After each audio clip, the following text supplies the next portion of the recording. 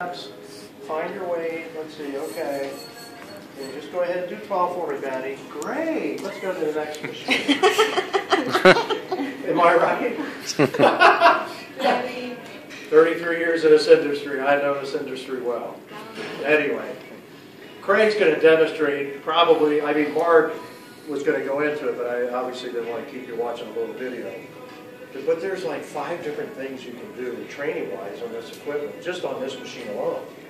So, yeah, if we kind of think back for a quick second to what we just talked about, again, this has a mass. When I move this, I'm moving the mass of this arm, but that's it. Right? So the resistance is actually coming from compressed air compressing increased pressure inside of this piston.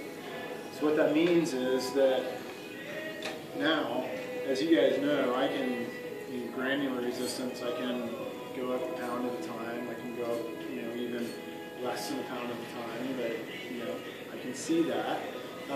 From a movement standpoint, really easy. The first thing you notice, I got an independent wheel. So I could go one arm at a time. And if I think about what's happening here for my for any population, whether it be just getting out of rehab or general health or older populations, one, because I am not counterbalancing with this arm, now as I move, I'm stabilizing through my torso, right? So I am doing rotational training, but it's actually an anti-rotation movement. So I'm keeping my spine from moving. I still have to stabilize. If I want to make that a little bit more difficult, I can come off the bench. Right? I can come a little bit forward. Right? So, independent action, I can do one arm at a time. I can do alternating at a time. Right? Obviously, I can do together. But the most interesting thing is how I can manipulate the resistances. And now, instead of really thinking about, okay, we're going to do 12 repetitions today. It could be we're going to go for 20 seconds. Right? And you can dose by time rather than by repetition. But now what I can do is you can see quality movement-wise, if people really are starting to struggle, they can obviously bleed resistance as they go. For my more active population, if I know it would be really easy for me to set up a circuit. In here you've got how many pieces? 12? Yeah, we got 13. 13? So I could have a station and some type of rest activity in the middle, and I could get 26 people going through here where I'm just saying, okay, we're going to go for 30 seconds. We're going to go for 30 seconds on the bench press. You're going to pick a resistance and go. You are not allowed to stop for that 30 seconds.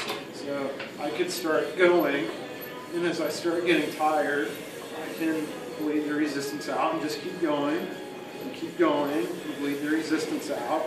And do that for 30 seconds, hop up there, do a balance movement to recover, or do a burpees or a 3-hurdle drill or whatever. Go under there. Depending on what you want to get out of the circuit, the auxiliary, the complementary stuff could be mobility based, it could be stability based, it could be metabolic based. So you change the flavor of your class. And for the older populations, it may be 30 seconds where they're, doing this.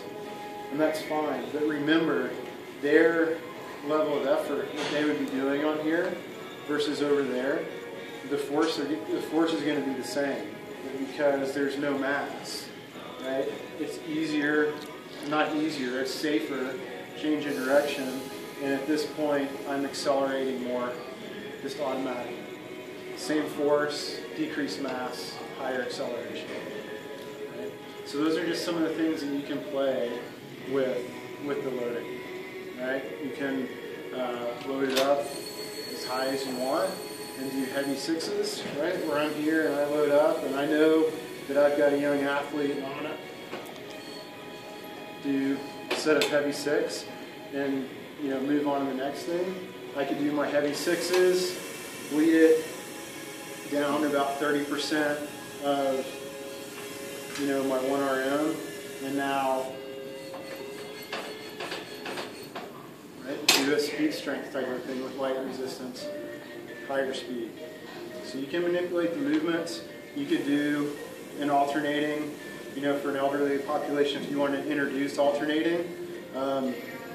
This would be kind of the first progression where you're not bottoming it all the way out, or first progression would actually be one arm, and then you could add in where you're here, you know, not bottoming it out, to here, to two arms, you know, and then just cycle, change the resistance, and kind of cycle back through the progressions. So lots of stuff that you can do, manipulating the movement, but more importantly than that, how you're loading. You can load by rep, you can load by time. You can load by rep where you're going, you know, 12 repetitions in total where you're going 4 reps, bleed the resistance, another 4 reps, bleed the resistance, another 4 reps.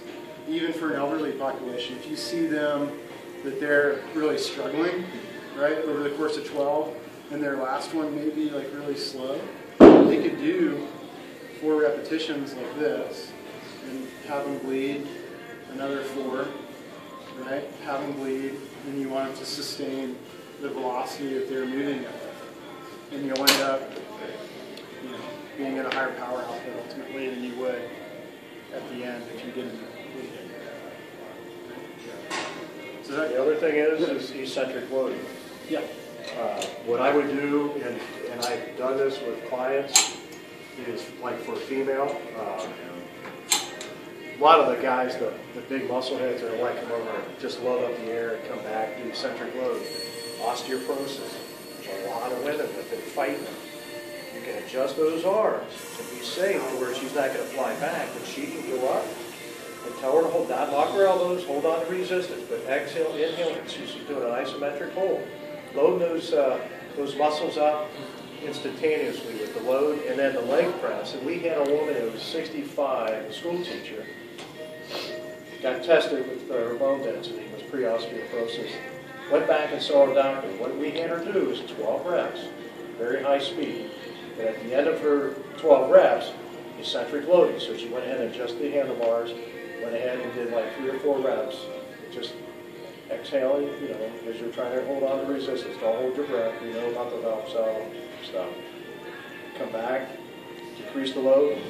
Anyway, the point is, we had her do it on every machine.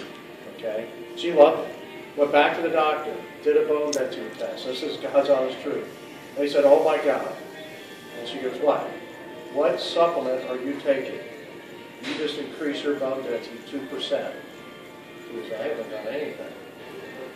They said, you had to be doing something. She goes, and it didn't dawn on her. Oh, I've been using this Keiser Air. They said, oh my God, keep doing it. So the point is, you can even treat patients here. I mean, so there's so many things you can do with our stuff.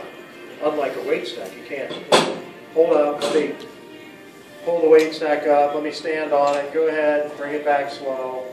Here you have so many variable ways to train. And that's the point. So don't get locked into one type of training modality.